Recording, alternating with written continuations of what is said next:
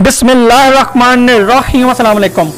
देखती आंखों सुनते कानों आप सबको तारक अजीज का सलाम पहुंचे। अब पाकिस्तान टेलीविजन पर ये अल्फाज कभी नहीं गूंजेंगे, क्योंकि पाकिस्तान में जिस आवाज़ से टेलीविज़न नशरियात का आगाज़ हुआ, जिस शख्सियत ने 45 साल से ज़ायद अरसे तक लोगों को एक मालूमाती प्रोग्राम के ज़रिए जोड़े रखा और आने वाली नस्लों को भी मुतासर किया, वो अब हम में नहीं रहे।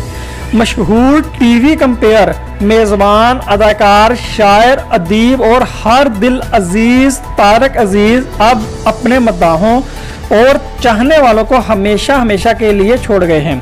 ख़ानदानी ज़राए के मुताबिक उनका इंतकाल बुध को लाहौर में हरकत कलब बंद होने से हुआ।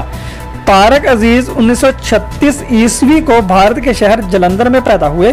फ़नी कैरियर का आगाज़ रेडियो पाकिस्तान से किया और बाद में फिल्मों में अदाकारी भी की, लेकिन उनको जो शोहरत नीलामगर से मिली वो खुश नसीबों के ही हिस्से में आती है। नीलामगर कई दहाइयों तक पाकिस्तान के हर बच्चे, बूढ़े और जवान का पसंदीदा शो रहा। मज़ीद तफसील में जाने से पहले आप सब नए आने वाले दोस्तों से गुजारिश है कि हमारे चैनल फैक्चुअल न्यूज़ टीवी को सब्सक्राइब करें और बेल आइकॉन पर ज़रूर क्लिक करें, ताकि आपको हक़ाइक़ पर मबनी नेशनल और इंटरनेशनल न्यूज़ से बाखबर रखा जा सके। इससे कबल वो पीटीवी के पहले अनाउंसर के तौर पर हर दिल में घर कर चुके थे, लेकिन नीलामगर की मेज़बानी और लोगों को मालूमात के साथ साथ तफरीह मुहैया करने की वजह से उनका हर पाकिस्तान के दिल में एक अलग मुकाम था। इब्तिदा है रब्बे जलील के बाबरकत नाम से, जो दिलों के भेद खूब जानता है। तारक अजीज़ के इस मुनफ़रद अंदाज ने 70, 80 और 90 की दहाई में हाजरीन, नाजरीन और शायकीन को तो मुतासर किया ही, साथ ही साथ लोगों की मालूमात में भी बेपनाह इजाफे का बायस बने। ये वो दौर था जब दुनिया में इंटरनेट आम नहीं हुआ था और लोगों की तफरीह का वाहिद ज़रिया टेलीविज़न था। तारक अजीज़ ने इस मीडियम को उम्दगी से अपनाया और लोगों को अपना गर्विदा बनाया। अपने शो में शरीक अफराद से किस तरह दाद वसूल करनी है, मेहमान से कौन कौन से सवाल पूछने हैं और किस मौका पर कौन सा शेर सुनाना है, वो इन तमाम चीज़ों के मास्टर थे। उनकी मकबूलियत का अंदाज़ा इस बात से लगाया जा सकता है कि एक वक्त उस शो के पास मिलना इतने मुश्किल हो गए थे कि मरूफ कॉमेडी शो 50-50 में उस पर एक खाका भी बना दिया गया था। पाकिस्तानी टेलीविज़न की तारीख के पहले रंगीन प्रोग्राम होने का एजाज़ भी इसी प्रोग्राम को हासिल है। तारक अजीज़ का निराला अंदाज इस प्रोग्राम की जान थी, जिसमें अपने ज़माने के हर अदाकार, अदाकारा, हदायतकार, गुलकार, अदीब, साइंसदान, सियासतदान, समाजी कारकुन समेत अहम शख्सियात ने शिरकत की। पाकिस्तानी क्रिकेटर मोहसिन हसन खान और भारतीय अदाकारा रीना राय का शादी के बाद पहला इंटरव्यू हो, या अदाकारा रीमा खान की फिल्म बंदी की कामयाबी के बाद टीवी पर पहली बार आमिद, एटमी धमाकों के बाद साइंसदान डॉक्टर अब्दुल कदीर खान का टीवी पर पहला इंटरव्यू हो, या फिर आकब जवेद की हैट्रिक के बाद किसी भी प्रोग्राम में गुफ्तगू, नीलामगर का हर ढंग ही मुनफरद था। नए शादीशुदा जोड़ों की एक साथ शो में आमिद हो, स्कूल और कॉलेज के तलबा के क्विज मुकाबलों में शिरकत या बीतबाजी के मुकाबले, नीलामगर ने नाजरीन को तफरीह के साथ साथ मालूमात भी बहुत और बेहद फराहम की। उर्दू ज़बान से मोहब्बत करने वाले अफराद तारक अजीज़ की यादाश्त के दीवाने थे, जो बात बात पर शेर कहते थे। हालाते हाजरा के शौकीन हर मेहमान के तारुफ से इसका अंदाज़ा लगाने की कोशिश करते थे और हर कामयाब इंसान की कामयाबी का अंदाज़ा इस शो में आमद से ही लगाया जाता था। आजकल होने वाले गेम शोज़ में जो कुछ होता है, इसकी बुनियाद भी तारक अजीज़ ने रखी। जिस तरीके से उनके शो में गाड़ियां जीती जाती या लोग मोटरसाइकिल अपने नाम कर लेते, इससे किसी की दिल आज़ारी नहीं होती थी। मरूफ अदाकार और टीवी कंपेयर फैसल कुरैशी का कहना है कि तारक अजीज़ शो से उन जैसे कई लोगों की यादें वाबस्ता हैं। उन्होंने इस प्रोग्राम से बहुत कुछ सीखा। वॉइस ऑफ अमेरिका से बात करते हुए फैसल कुरैशी का कहना था कि बहुत कम लोग होते हैं जो हर उम्र के लोगों से खुद को जोड़ सकते हैं। तारक अजीज साहब एक ऐसी मकनातीसी शख्सियत के मालिक थे जिससे हर कोई जुड़ जाता था। उनका कहना था कि तारक अजीज से उन्हें बहुत कुछ सीखने को मौका मिला। ना सिर्फ वो पाकिस्तानी टेलीविज़न के पहले अनाउंसर थे, बल्कि उनका अपना एक अंदाज था जिसकी आज सब कॉपी करते हैं। वो ना सिर्फ एक सुलझे हुए इंसान थे, बल्कि उनका मुतालिया हमारी मालूमात में हर हफ्ते इजाफा करता था। फैसल कुरैशी ने मजीद कहा कि आजकल टीवी पर कई गेम शोज हो रहे हैं, लेकिन जो बात नीलाम घर की थी वो किसी में नहीं।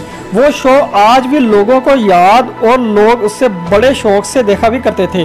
फैसल कुरैशी का मजीद कहना था कि मुझे याद है कि बचपन में एक बार नीलाम घर में गया था और खूब शोर मचाया था। जिस मेहनत से तारक अजीज साहब वो शो किया करते थे, जिस प्यार से वो लोगों से बात करते थे, उसको हम सब बहुत मिस करेंगे। नीलाम घर ने तारक अजीज को अदाकारी से दूर कर दिया था।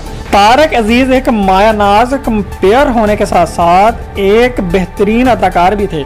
70 और 60 की दहाई में उन्होंने कई हिट फिल्मों में काम किया। मोहम्मद अली और शमीम आरा के साथ उन्होंने फिल्म हमराज, वहीद मराद और ज़ेबा के हमरा, इंसानियत, शकील के साथ ज़िंदगी कमाल और ज़ेबा के साथ फिल्म दिल दीवाना में अदाकारी के जौहर दिखाए। उन्होंने वहीद मराद और शमीम आरा के साथ फिल्म सालगिरह, पाकिस्तान एयरफोर्स के तावन से बनने वाली पहली फिल्म कसम उस वक्त की में भी काम किया, जबकि नदीम और शबनम के साथ चिराग कहाँ रोशनी कहाँ में किरदार अदा किया। तारक अजीज ने रंगीला और निशू के हमरा, कपड़ा इश्क, वहीद मराद और शबनम के साथ निशानी, बाबरा शरीफ, आसफा रजा मीर और उस्मान पीरजादा के साथ मिस हांगकांग और इस्माइल शाह के साथ फिल्म माँ बड़ी दुल्हन में काम किया। इन तमाम फिल्मों में तारक अजीज की अदाकारी आज भी सबको याद है। फिल्म और टीवी के मारूफ अदाकार गुलाम मोहिउद्दीन का कहना था कि तारक अजीज की मौत से पाकिस्तान टेलीविज़न और दुनिया भर में उसके देखने वालों को एक नाकाबिले तलाफी नुकसान पहुंचा है।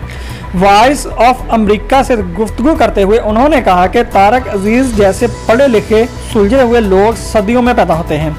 गुलाम मोहिउद्दीन का कहना था कि तारक अजीज का इंतकाल एक सानहे से कम नहीं, वो अपनी ज़ात में एक अंजुमन थे। ऐसे आर्टिस्ट जिनके अंदर एक दानश्वर था, एक उम्दा एंकर और सबसे बड़ी बात एक बहुत अच्छे इंसान भी थे। ना सिर्फ वो पीटीवी के पहले एंकर थे, बल्कि 45 साल तक नीलाम घर करके उन्होंने एक ऐसा रिकॉर्ड बनाया जिसकी दुनिया में कोई मिसाल नहीं मिलती। उनका मज़ीद कहना था कि क्योंकि तारक अजीज एक पढ़े लिखे तख्लीकी इंसान थे, इसलिए उन्होंने नीलाम घर तख्लीक किया। उनकी वजह से वो प्रोग्राम आसमान की बुलंदियों को छूने में कामयाब हुआ।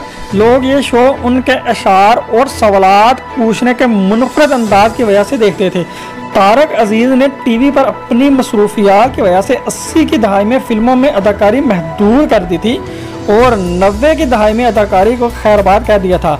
पहले उनके शो का नाम बदलकर तारक अजीज शो रखा गया और बाद में उससे बज़्म तारक अजीज का नाम दिया गया। लेकिन ना तो इस तब्दीली से तारक अजीज के अंदाज़े गुफ्तगू में कोई फ़र्क आया और ना ही उनके मदाहों में कोई कमी हुई। बकौल गुलाम मोहिउद्दीन, मुझे अफसोस है कि फ़िल्मों में तारक अजीज साहब के साथ काम नहीं कर सका, क्योंकि जब मैं फिल्मों में आया तो वो नीलाम घर की वजह से टीवी पर मसरूफ़ हो गए थे। लेकिन उनके शो पर कई बार गया। वो ना सिर्फ एक मिलनसार आदमी थे, बल्कि एक मुकम्मल शख्सियत के मालिक थे। उनकी मौत एक अफसोसनाक वाक़या ही नहीं, बल्कि एक बहुत बड़ा सानहा है। तारक अजीज और सियासत हर दौर में कामयाब। तारक अजीज को उनकी खिदमात के एतराफ़ में 1992 ईस्वी में तमगा बराए हुस्न कारकर्दगी से नवाजा गया। तारक अजीज ने सियासत में भी बढ़ चढ़ कर हिस्सा लिया। कहते हैं उनकी कंपेयरिंग का अंदाज इसलिए अवामी था क्योंकि वो जुल्फ़कार अली भुट्टो से मुतासर थे और उनका शुमार भुट्टो के करीबी साथियों में होता था। ज़िया दौर में भी उनका प्रोग्राम ज़ोरों शोर से जारी रहा और 1997 ईस्वी के आम इंतखाबात में पाकिस्तान मुस्लिम लीग नून के टिकट पर लाहौर से कौमी असम्बली का इलेक्शन जीतने के बावजूद भी उन्होंने टीवी से नाता नहीं तोड़ा। जनरल मुशर्रफ के दौर में उन्होंने कराची में होने वाले जलसे की मेजबानी की, जिसमें जनरल मुशर्रफ ने सियासत में कदम रखने का ऐलान किया था और बाद में वह पाकिस्तान मुस्लिम लीग काफ में शामिल हो गए थे।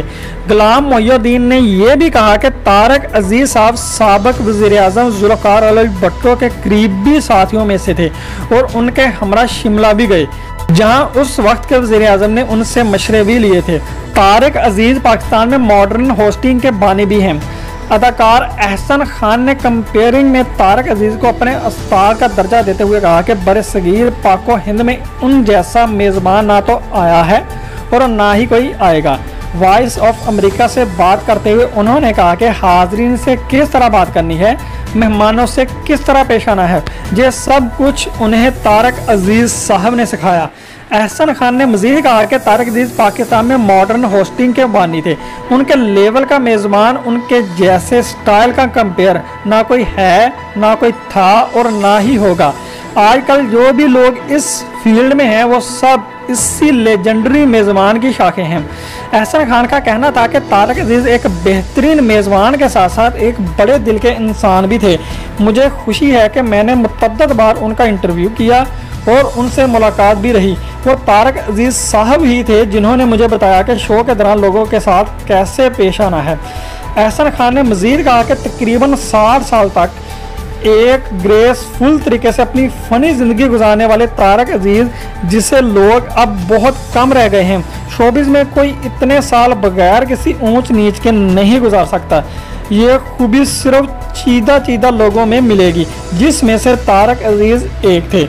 बकौल फैसल कराची, तारक अजीज जैसे लोग मरते नहीं हैं, वो अपने चाहने वालों के दिलों में हमेशा जिंदा रहते हैं। उनकी वफा से ना सिर्फ हम सब गमज़दा हो गए हैं, बल्कि एक बाब ख़त्म हो गया और एक दौर का इख्तिताम हो गया है। फिल्मों के साथ साथ तारक अजीज ने टीवी पर भी अदाकारी के जोर दिखाए। तारक अजीज साहब की चूंकि कोई औलाद नहीं थी, लिहाजा उन्होंने अपनी वसीयत में अपने तमाम जायदाद और असासे रियासत पाकिस्तान के नाम करने का ऐलान किया। इससे अजीम और मुहब्बे वतन इंसान कोई नहीं हो सकता। मज़ीद ऐसी हक़ाइक़ पर मबनी नेशनल और इंटरनेशनल न्यूज़ से बाखबर रहने के लिए हमारे चैनल को सब्सक्राइब करें और बेल आइकन पर ज़रूर क्लिक करें। वीडियो को लाइक और शेयर करना मत भूलिएगा।